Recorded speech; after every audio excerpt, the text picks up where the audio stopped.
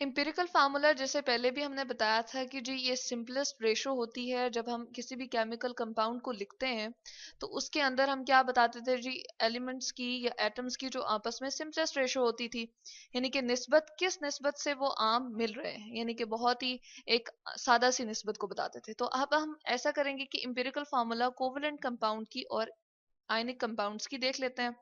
तो covalent compound की चले हम इस साइड पे लिख देते हैं कोवलेंट कंपाउंड। सबसे पहले तो हमें ये पता होना चाहिए कि कोवलेंट कंपाउंड था क्या हमारा। अब इसमें एग्जांपल हम ले लेते हैं सबसे पहले वाटर की। H2O हमने लिख दिया। अब इसको लिखते ही इसका स्ट्रक्चर चले हम बना लेते हैं। H यहाँ पर होगा और एक ऑक्सीजन यहाँ पर हमारे साथ होगा, यहाँ पर एक और हाइड्रोजन होगा। अब ये जो बॉन्ड दरम्यान में बनाया ये जी कैसे बनेगा, होता इस तरह से है कि जो हाइड्रोजन के आउटर मोस्ट में आखिरी वाले शेल में इलेक्ट्रॉन होता है वो शेयर हो जाता है जी ऑक्सीजन के आउटर मोस्ट शेल के साथ। यानी कि इसका एक इलेक्ट्रॉन ऑक्सीजन का यहाँ पर बॉन्ड के साथ हम चले बना देते हैं और हाइड्रोजन का यहाँ पर एक हमने बॉन्ड बना दिया, इलेक्ट्रॉन बना दिया। और ये दोनों इलेक्ट्रॉन जो एक हाइड्रोजन का है और एक ऑक्सीजन का है, ये दोनों आपस में शेयर कर रहे हैं, यानी कि शेयरिंग हो रही है। कुछ देर के लिए ऑक्सीजन का हाइड्रोजन के अंदर रिवॉल्व करता है और हाइड्रोजन के ऑर्बिट में से कुछ ये इलेक्ट्रॉन एक थोड़ी देर के लिए वो क्या करेगा, ऑक्सीजन के अंदर रिवॉल्व करेगा। तो इन दोनों में क्या होगी जी, शेयरिंग होगी, जिसकी वजह से हम कहते हैं क्या बन गया, इनके दरमियान केमिकल कॉम्बिनेशन हो गया है या फिर बॉन्ड बन गया। अच्छा, अब ये दूसरे वाले हाइड्रोजन को अगर हम देखें और ऑक्सीजन को देखें तो एक हाइड्रोजन का इलेक्ट्रॉन यहाँ पर होता है और ऑक्सीजन का यहाँ पर होता है। ठीक है, अब ऑक्सीजन का अपने ऑर्बिट में भी रिवॉल्व करेगा और कुछ देर के लिए हाइड्रोजन के अंदर भी रिवॉल्व करेगा, और इसी तरह से ये जो हाइड्रोजन का है ये अपने ऑर्बिट में भी रिवॉल्व करेगा और ऑक्सीजन में भी रिवॉल्व करेगा। तो ये दोनों हमारे पास क्या बन गए हैं जी, शेयरिंग की वजह से बॉन्ड बन गया, जिसको हम केमिकल कॉम्बिनेशन भी कहते हैं। और ये जो शेयरिंग ऑफ इलेक्ट्रॉन होती है ये किन कंपाउंड्स के अंदर होती है जी, कोवलेंट कंपाउंड्स के अंदर होती है। तो वाटर हमने देख लिया कि एक कोवलेंट कंपाउंड है। अब बात करते हैं जी इसका एम्पिरिकल फार्मूला, यानी कि सादा तरीन जो इसमें निस्बत बन रही है वो क्या है। हाइड्रोजन हमने जिस तरह के लिखा कि दो हाइड्रोजन जो है वो हमेशा एक ऑक्सीजन के साथ कंबाइन करेंगे। तो इसकी अगर हम रेशो को जानना चाहें तो क्या बनेगी जी, दो हाइड्रोजन है और इसके साथ रेशो बन रही है ऑक्सीजन की 1, यानी कि इसकी जो सिंपलेस्ट रेशो हम कहते हैं, सिंपलेस्ट फॉर्म ऑफ फॉर्मूला बनेगा वो H2O बनेगा, और सिंपलेस्ट जो रेशो होगी वो है 2:1। तो ये इसका क्या है जी, इंपेरिकल फार्मूला। अब हम ऐसा करते हैं, एक और कंपाउंड कोवलेंट कंपाउंड ले लेते हैं, जैसे H2O2। ये क्या है जी, हमारे पास हाइड्रोजन पर ऑक्साइड है। चले हम साइड पे लिख लेते हैं हाइड्रोजन पर। अच्छा, अब क्या होता है इसमें, हम देख रहे हैं कि दो हाइड्रोजन जो हैं वो दो ऑक्सीजन के साथ कंबाइन हुए हुए हैं। ठीक है, और इसी तरह से शेयरिंग होगी, जिस तरह से ऊपर हमने बॉन्ड की बताई कि इलेक्ट्रॉन जो है हाइड्रोजन का अपने अंदर भी रिवॉल्व करता है और ऑक्सीजन के अंदर भी, इसी तरह से ये वाला भी हाइड्रोजन अपने इलेक्ट्रॉन को अपने अंदर भी रिवॉल्व करवा रहा होता है और ऑक्सीजन के अंदर भी। तो हाइड्रोजन पर में भी यही केस होगा।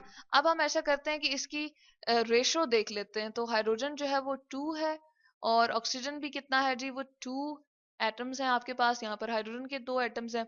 अब इसको ऐसा करते हैं, सिंप्लीफाई कर लेते हैं। जब सिंप्लीफाई करेंगे तो इसको हम 2 के टेबल से क्या करते हैं, कैंसिल करते हैं, और क्या रह जाएगी, 2 इज 2 1 आर 2 और 2 1 आर 2। तो रेशो क्या रहेगी जी, 1:1। तो इसका फार्मूला जो हम इंपेरिकल बना देंगे वो होगा जी HO, यानी कि हाइड्रोजन भी एक और ऑक्सीजन भी एक।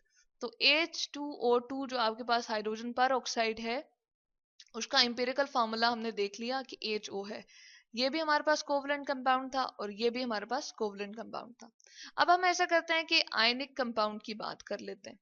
आयनिक जैसे मैंने लिखा और हमें फौरन से जहन में क्या आता है जी, ये कुछ आयंस की वजह से बनने वाले कंपाउंड है। और आयन क्या होते हैं, जब किसी एक एटम में से आउटर मोस्ट जो ऑर्बिट होता है उसमें से इलेक्ट्रॉन निकल जाएगा तो कहते हैं जी पॉजिटिव आयन बन जाएगा। और अमूमन ये क्या होता है, किसके पास कैपेबिलिटी होती है जी, मेटल्स की। चले हम यहाँ पर एग्जांपल ले लेते हैं सोडियम की। अगर इसके आउटर मोस्ट शेल में से एक इलेक्ट्रॉन निकल जाएगा तो ये पॉजिटिव आयन में कन्वर्ट हो जाएगा। और इसके साथ क्या होता है कि वो जो इलेक्ट्रॉन था वो निकलेगा तो किसी और के पास कैपेबिलिटी होती है कि वो उस इलेक्ट्रॉन को एक्सेप्ट कर ले, और वो यूजुअली क्या होती हैं जी, नॉन मेटल्स होती हैं, जैसे क्लोरीन हमने लिख दिया या ऑक्सीजन हो गया। इस तरह की नॉन मेटल्स जो होंगी उनके पास कैपेबिलिटी होती है, ये उनकी सलाहियत होती है कि इलेक्ट्रॉन को वो गेन कर लें, और इस सलाहियत को हम नाम देते हैं जी इलेक्ट्रोनेगेटिविटी। और इलेक्ट्रो का मतलब है चार्ज, यानी कि इलेक्ट्रॉन से रिलेटेड है ये चीज, और नेगेटिव यानी कि वो इलेक्ट्रॉन को एक्सेप्ट करके क्या हो जाएंगी, नेगेटिव हो जाएंगी। अब ये जैसे हम देख रहे हैं कि दो आपके पास क्या बन गए, ऑपोजिट चार्ज बन गए। एक हमारे पास पॉजिटिव चार्ज है, यानी कि पॉजिटिव हमारे पास क्या बन गया है, आयन बन गया है, और एक नेगेटिव आयन बन गया। तो इनके दरमियान एक फोर्स ऑफ अट्रैक्शन आ जाती है, और जिसकी वजह से कौन सा बॉन्ड बन जाता है जी, आयनिक बॉन्ड बन जाता है। और इस तरह के कंपाउंड्स को हम क्या कहते हैं, आयनिक कंपाउंड्स कहते हैं। अब हम ऐसा करें कि एक ये NaCl जो हमने लिखा है, इसको हम क्या कहते हैं जी, हमारे पास सॉल्ट होता है जो हम टेबल सॉल्ट यूज कर रहे होते हैं घरों में। अच्छा, अब ऐसा करें कि हम इसका एक हीप ले लें, यानी कि ढेर ले लें, ठीक है, नमक का। और इसमें से एक बहुत ही छोटा क्रिस्टल हमने इस तरह का ले लिया कि उसकी सारी की सारी खसूसियात जो हैं वो इस हीप से मिलती जुलती होंगी। तो उस यूनिट को हम नाम देते हैं जी फॉर्मूला यूनिट, यानी कि ये जो हमने क्रिस्टल छोटा सा लिया है, इसकी सारी की सारी जो प्रॉपर्टीज होंगी वो इस हीप से मिलेंगी, इस ढेर से मिलती जाएंगी। जो नमक का हमने ढेर ले लिया, चले हम यहाँ पर लिख देते हैं सॉल्ट। और ये जो हमने छोटा सा क्रिस्टल लिया है जिसकी सारी की सारी प्रॉपर्टीज इसके जैसी होंगी, इसको हम कहते हैं जी फॉर्मूला यूनिट। यानी कि ये एक छोटा सा हिस्सा है जो इस सॉल्ट को फुली तौर पर इसकी सारी की सारी प्रॉपर्टीज को एक्सप्लेन करेगा और बताएगा, और हमें सारी की सारी इसकी प्रॉपर्टीज के बारे में इंफॉर्मेशन देगा।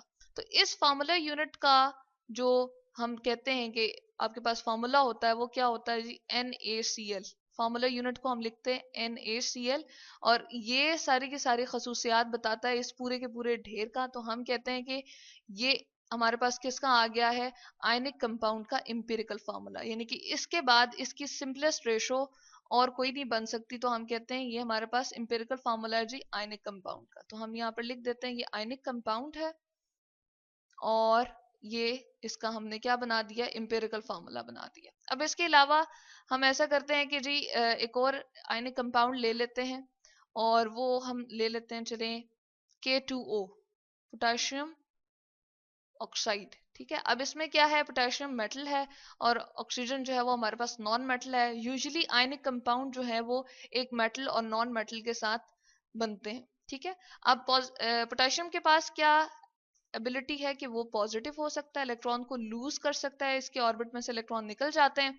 और ऑक्सीजन ये करता है कि जी इलेक्ट्रॉन को एक्सेप्ट कर लेता है, तो ये इलेक्ट्रोनेगेटिव हुआ, इसकी इलेक्ट्रोनेगेटिविटी ज्यादा है। अब इसमें अगर हम कहें कि इंपेरिकल फार्मूला इसका क्या बनेगा जी, इंपेरिकल फार्मूला इसका यही है, क्योंकि इसके दरमियान सादा तरीन निस्बत क्या बन रही है, पोटेशियम 2 है और ऑक्सीजन क्या है जी 1 है। तो इसके दरमियान जो सिंपलेस्ट रेशो बन रही है वो 2:1 बन रही है। जबकि NaCl की भी चले हम यहाँ पर लिख देते हैं, कितने पॉजिटिव हमारे पास आइंस थे जी, सोडियम 1 था, और क्लोराइड जो हमारे पास Cl आइंस थे जिसको हम क्लोरीन कहते हैं, क्लोराइड आइन कहते हैं, वो कितने थे जी 1 ही थे। तो इनमें हम ये आइंस की निस्बत को देखते हैं, जबकि कोवलेंट कंपाउंड में हम क्या करते थे, एटम्स की निस्बत को देखते थे। तो ये फर्क है एम्पिरिकल फार्मूला एक कोवलेंट कंपाउंड का किस तरह का होता है और आयनिक कंपाउंड का।